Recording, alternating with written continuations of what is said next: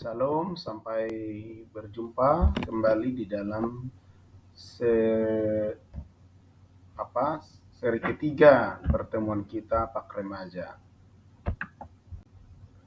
Dalam bab ini kita akan belajar pendidikan agama Kristen dalam remaja atau dalam pemuda.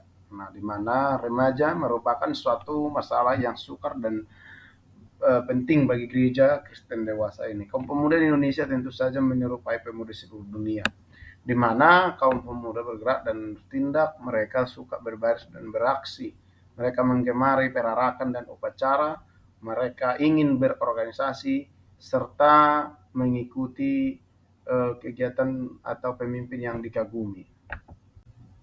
Nah, kaum pemuda atau remaja bersifat dinamis dan mau berjuang untuk mewujudkan cita-citanya. Mereka hendak membarui masyarakat dan ingin memberantas segala sesuatu yang buruk, jahat. Nah, artinya ada semacam eh,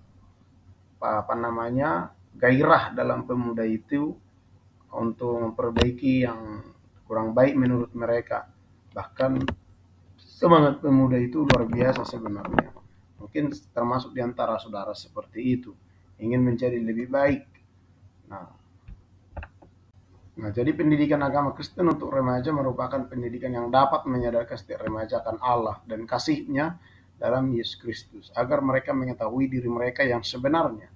Pendidikan ini bertujuan untuk menjadikan remaja bertumbuh sebagai anak Allah dalam persekutuan Kristen, memenuhi panggilan bersama sebagai murid Yesus di dunia, dan tetap pada pengharapan Kristen. Dalam kitab Injil Matius terdapat seorang pemuda yang kaya dalam hal pendidikan dan kecerdasan umum, kaya dalam hal pangkat dan masyarakat. Tetapi muda itu belum memiliki suatu yang hal penting dalam hidup manusia, yaitu roh penyangkalan dan penyerahan diri. Ia masih mempertahankan akunya. Ia belum bersedia mengakui Tuhan Yesus sebagai satu-satunya penguasa atas segenap hidupnya. Itu kita tahu ada orang kaya yang datang pada Yesus yang berkata bagaimana supaya beroleh keselamatan. Tapi Yesus menjawab, akuilah apa yang dikatakan hukum Taurat, dan dia mengaku sejak dari kecilnya dia berkata sudah melakukannya. Namun ketika Yesus menantang dia, juallah hartamu dan ikutlah aku, dia terkejut dan tidak mau mengikutinya. Nah, kaum remaja harus mengenal Yesus Kristus, dan jika sudah mengenal, dia harus rela memutuskan segala ikatan lain dan untuk mengikuti dan melayani dia. Jika remaja mau dipakai oleh Tuhan bagi pekerjaannya, maka justru mereka lah yang dapat menjadi alat yang sangat berguna untuk membangun kerajaannya di antara umat manusia. Maka saya menyarankan saudara-saudara, hendaklah memberi hidupmu selama masih muda, selagi masih remaja, dipakai oleh Tuhan. Kalau sejak dini saudara mau melayani Tuhan, kelak akan dipakai dengan luar biasa. Nah, pendidikan agama Kristen remaja adalah pendidikan yang berupaya menolong para remaja untuk hidup dalam terang Injil, menemukan kepribadian yang tepat, menerima tanggung jawab bagi makna dan nilai yang menjadi jelas bagi mereka ketika mereka mengidentifikasi diri mereka sendiri dengan tujuan dan misi gereja dalam dunia. Nah, para remaja dibentuk dalam paguyuban Kristen sehingga mereka dapat mendengar Injil, mengalami maknanya, menyadari kasih Allah atas hidup mereka, dan meresponnya sedalam iman dan kasih. Nah, dalam pendidikan agama Kristen perlu ditekankan supaya para remaja mengenal Yesus Kristus, dan jika sudah mengenal, dia harus rela memutuskan segala ikatan lain untuk mengikut dan melayani Yesus. Jika remaja mau dipakai Tuhan, ya hendaklah dirinya mempersembahkan waktunya, tenaganya, pikirannya kepada Tuhan. Nah, selanjutnya kita akan melihat beberapa bagian pendidikan agama Kristen atau di Pak Remaja. Nah, pertama ini kita melihat pendidikan agama Kristen atau Pak Remaja di gereja lokal. Nah, sebaiknya setiap gereja harus berusaha menerapkan amanat agung Tuhan Yesus yang berisi penginjilan, baptisan, dan pengajaran. Nah, Matius 28 ayat 18-20 melalui program remaja di gerejanya. Fungsi dan bentuk program pengajaran remaja mencerminkan apa yang dilakukan gereja lokal. Adapun program gereja yang merencanakan adalah tetapkan harus diarahkan pada sasaran yang tepat karena gereja merupakan tubuh Kristus. Tujuannya adalah supaya para remaja memaknai amanat agung. Nah, jadi penting ini gereja lokal membina para remaja untuk mengerti apa itu pelayanan, apa itu penginjilan.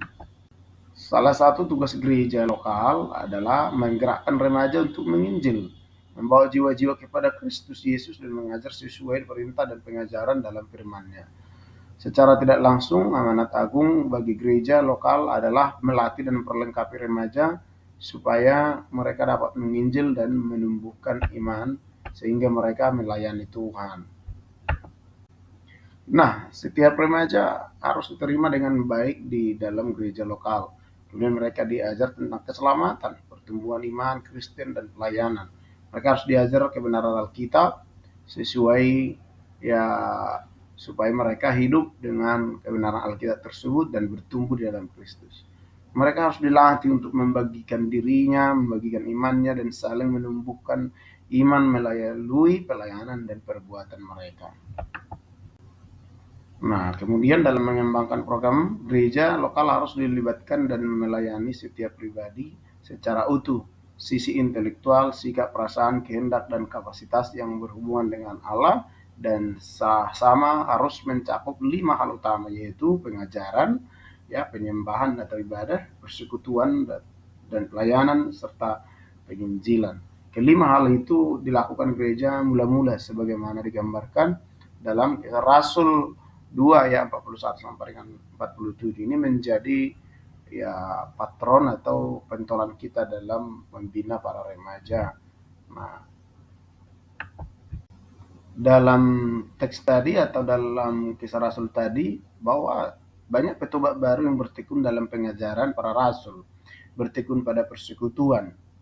Bahkan mereka suka dengan berdoa, memecahkan roti dalam persekutuan mereka, dilanjutkan di dalam bait Allah yaitu menyembah Allah dan membagikan apa yang mereka miliki kepada yang lain sesuai kebutuhan. Nah, kemudian mereka disukai oleh semua orang yang ada di kota itu dan Allah menambahkan jumlah orang hari lepas hari. Nah, banyak gereja menginginkan pertambahan jiwa, bertambah-tambah orang-orang yang bertobat, tapi mereka enggan untuk mencoba melakukan atau ya melayani. Mereka enggan untuk membina para remaja. Jadi kalau saudara memperhatikan di dalam pelayanan remaja tentu menjadi salah satu faktor atau indikator dari pertumbuhan gereja atau dengan bertambahnya orang-orang percaya. Lalu yang kedua setelah PAK dalam gereja lokal, ini yang perlu dipahami oleh semua warga Kristen. Yang kedua ini adalah PAK dalam atau PAK remaja dalam keluarga. Nah, banyak keluarga Kristen yang kurang memahami pentingnya PAK dalam keluarga itu. Nah, kita melihat hal yang penting ini, lembaga masyarakat yang terkecil tetapi paling penting adalah keluarga. Di dalamnya terdapat anak-anak yang dipersiapkan untuk bertumbuh. Keluarga pertama yang diciptakan Allah adalah keluarga Adam dan Hawa. Saudara boleh periksa dalam Kejadian pasal 1 ayat 27 sampai 28. Allah menghendaki pendidikan agama Kristen itu di dalam keluarga. Nah, tentu itu kita sudah melihat bahwa Allah sangat menegaskan dalam Ulangan 6 ayat 4 sampai dengan 9. Untuk itu PAK itu perlu ditekankan dalam keluarga. Orang tua harus bertanggung jawab mengajarkan PAK kepada anak-anak mereka di tengah keluarga. Jadi seandainya keluarga-keluarga Kristen memahami tanggung jawab ini, saya percaya kita akan mengalami kebangkitan, kegerakan rohani yang luar biasa di tengah keluarga, di tengah gereja, dan di tengah masyarakat. Nah, selanjutnya bahwa keluarga merupakan tempat untuk bertumbuh, meliputi tubuh, akal budi, hubungan sosial, kasih, dan rohani. Keluarga juga merupakan pusat pengembangan semua aktivitas. Keluarga merupakan tempat untuk mentransfer nilai-nilai laboratorium hidup bagi setiap anggota keluarga dan saling belajar hal yang baik. Nah, jadi sebenarnya di tengah keluarga lah pembentukan moral, pembentukan karakter, penanaman iman, di tengah keluarga lah. Maka orang tua harus bertanggung jawab mengajarkan pak itu seperti tadi ulangan 6 itu, saudara perhatikan ya. Maka saya mengajak saudara dimanapun berada untuk sungguh-sungguh memperhatikan dan mendedikasikan hidupnya untuk melayani Tuhan lewat mengajarkan pak di tengah keluarga. Nah, jadi orang tua sangat mempunyai peran penting dalam kehidupan remaja, dalam keluarga. Nah, Tuhan Yesus menunjukkan perhatian terhadap peran orang tua di rumah. Jadi jika kamu yang jahat tahu bagaimana memberikan kepada anak-anakmu apa yang baik, terlebih lagi Bapamu yang di surga. Nah, ini berbicara bahwa Yesus mengajarkan bahwa sebenarnya orang tua harus bertanggung jawab, bukan saja membutuhi secara jasmani, tapi harus membutuhi secara rohani. Nah, itu sebabnya Yesus mengutip ayat kalimat ini, mengajarkan bahwa anak-anak setiap pribadi harus beriman kepada Tuhan Yesus. Nah, orang tua berperan memenuhi kebutuhan fisik dan psikologis, mendidik, memberi perlindungan dan perhatian kepada anak-anaknya. Nah, saya percaya saudara memahami maksud dari Tuhan Yesus di sini. Kita sebagai orang tua harus bertanggung jawab mengajarkan pak di tengah keluarga, dan selain daripada memenuhi kebutuhan psikologis dari setiap anak-anak kita. Nah, dalam penekanan pengajaran pak itu, orang tua perlu memberi peraturan untuk kehidupan anak remajanya dengan hikmat dan perlu dikomunikasikan dengan kasih. Menanamkan disiplin pada anak remaja merupakan suatu proses mengajar bagi orang tua dan suatu proses belajar bagi anak remaja. Kata disiplin mempunyai arti bukan saja membentuk perilaku dan sikap remaja tersebut, melainkan juga memberikan kepadanya suatu ukuran dalam mengendalikan diri dan kemampuan untuk memahami dirinya, kemampuan untuk mengembangkan dirinya. Supaya lebih efektif, disiplin harus memenuhi 3 syarat. Pertama, disiplin harus menghasilkan dan menimbulkan suatu keinginan perubahan atau pertumbuhan pada anak.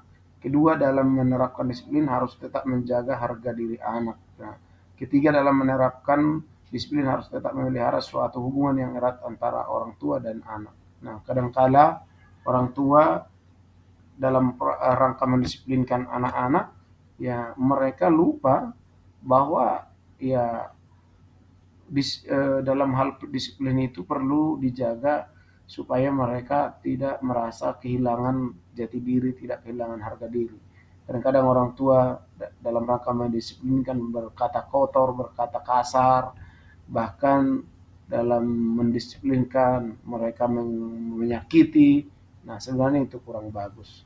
Nah, jadi dalam hal mendisiplinkan yang ketiga, perlu diperhatikan bahwa jangan karena disiplin jarak kita terhadap anak-anak itu menjadi sangat jauh, seolah-olah kita ini menjadi musuh kepada anak-anak. Nah, walaupun itu hanya sebatas dalam mendisiplinkan, ya tetapi tetap dijaga hubungan yang baik dengan anak supaya mereka tidak hilang percaya diri terhadap orang tua. Nah, remaja memerlukan cinta dan kasih sayang dari orang tua. Cinta dan kasih perlu diungkapkan dan didemonstrasikan. Bagi beberapa orang tua mengungkapkan kasih sayang kepada anaknya itu tidak begitu mudah. Banyak orang tua menemukan kesulitan untuk mengungkapkan atau menunjukkan kasihnya secara emosional. Nah, ini bisa saja dipengaruhi oleh budaya, oleh lingkungan, sehingga orang tua sungkan untuk mengekspresikan bahwa memang dia mengasihi anak-anaknya. Nah, namun dalam pak remaja ini kita diajarkan sebenarnya kita dapat mengekspresikan bahwa betul-betul kita mengasihi, bertanggung jawab, menyayangi, bahkan bisa dengan perbuatan, terlebih dengan kata-kata. Kita bisa bilang kepada anak kita, aku sayang sama kamu, aku mengasihimu, aku menjagamu, pelihara segala sesuatunya untuk kebaikanmu. Jadi apa yang aku lakukan ini adalah dalam rangka bentuk kasih sayangku kepadamu. Apabila mungkin dalam disiplin, kita bisa katakan itu sebagai motivasi bagi anak-anak kita. Nah, orang tua perlu memahami perasaan anak remajanya. Kadang-kadang mereka mengalami luka hati, marah, merasa kesepian atau sedih. Orang tua juga perlu menyadari dan mengakui kesalahan di hadapan anak remajanya. Pengakuan itu tidak akan mengurangi cinta dan hormat anak remaja. Justru pengakuan itu akan mendorong anak remajanya menjadi lebih dekat dan lebih berani berkomunikasi dengan orang tuanya. Nah, contohnya kita salah mengambil dalam tindakan terhadap anak, salah mengambil keputusan, keburu kita menghajar mereka dengan memukul barangkali, tetapi sebenarnya bukan karena kesalahan mereka, tapi karena mungkin dalam emosi kita. Perlu kita minta maaf kepada mereka, supaya mereka memahami bahwa itulah yang sebenarnya. Dan ketika kita berani minta maaf kepada anak-anak kita karena kita salah atau karena kita silap, karena kita eh, apa namanya terlanjur terhadap sesuatu, maka itu membuat anak kita semakin merasa dekat dengan kita. Mereka tidak akan sungkan. Mereka bisa juga akan curhat kepada kita. Bahkan karena kita sudah minta maaf, maka anak pun akan seperti itu. Apabila mereka silap, salah, mereka akan juga mau minta maaf kepada orang tua, kepada temannya, kepada gurunya, dimanapun mereka berada. Atau kepada atasannya kelak setelah mereka kerja, kepada pimpinannya. Nah, hal itu dilatih sebenarnya dari rumah kita masing-masing. Nah, jadi perlu saudara ingat bahwa apa yang dilakukan oleh orang tua itu akan dilakukan anak. Orang tua suka minta maaf, anak juga kan seperti itu. Orang tua ramah, anak biasanya akan ramah. Orang tua rajin, anak pun akan rajin. Orang tua berandal atau apa namanya sesuka hatinya, maka anak pun akan cenderung seperti itu. Nah, itu sebabnya dalam kata orang bijak, children see, children do. Nah, orang tua suka menampar istri, maka dia pun akan menampar orang lain. Orang tua suka buang sampah sembarangan, maka anak pun akan cenderung seperti itu. Untuk itu, eh, tiruan patron utama dari anak kita adalah orang tua. Jadi saya mengajak siapapun saudara yang menjadi orang tua, dalam hal menekankan pak remaja, jadilah panutan. Karena 95% yang dilakukan anak itu adalah apa yang mereka lihat dikerjakan oleh orang tuanya. Jika orang tua suka berdoa, anak pun akan suka berdoa. Jika orang tua suka beribadah, anak pun suka beribadah. Jika orang tua suka baca firman Tuhan, baca Alkitab, anak pun akan cenderung seperti itu. Maka diharapkan kita semua dalam hal tanggung jawab di Pak Remaja ini, siapapun saudara yang berada, baik sebagai mahasiswa, baik sebagai orang tua, saudara kelak boleh mengaplikasikan pemahaman ini. Karena itulah tuntutan dan tanggung jawab kita sebagai orang Kristen. Dalam ulangan 6 tadi sudah dikatakan, hendaklah engkau mengajarkannya pada waktu berjalan, waktu duduk, waktu makan, waktu berbaring. Jadi dimanapun hidup kita menjadi teladan bagi anak-anak kita. Demikianlah materi kita dalam sesi yang ketiga ini. Kita akan lanjutkan dalam sesi yang keempat nantinya. Ya, baik, sampai jumpa di pertemuan berikutnya. Selamat beraktivitas. Tuhan Yesus memberkati. Salam.